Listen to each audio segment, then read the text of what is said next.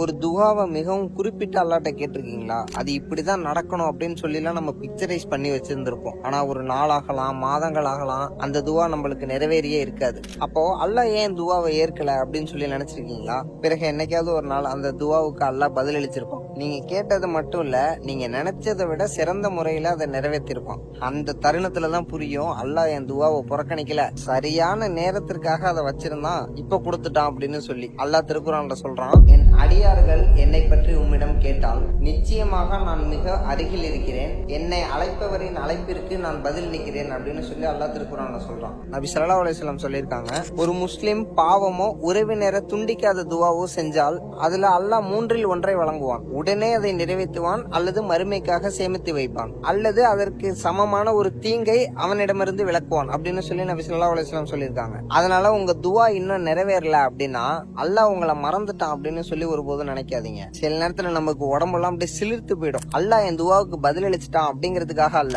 நான் நினைச்சதை விட சிறந்த நேரத்துல சிறந்த முறையில சிறந்ததான் எனக்கு கொடுத்துட்டான் என்பதை உணர்ற அந்த நொடியில நம்ம உடம்பெல்லாம் சிலிர்த்து போயிடும். துவா செய்யறத ஒருபோதும் நிப்பாட்டாதீங்க. அல்லாஹ் நம்ம கேட்கிற அனைத்தையும் கேட்டுக்கொண்டு இருக்கிறான். இன்ஷா அல்லாஹ் நாளைக்கு பார்ப்போம். அஸ்ஸலாமு அலைக்கும்.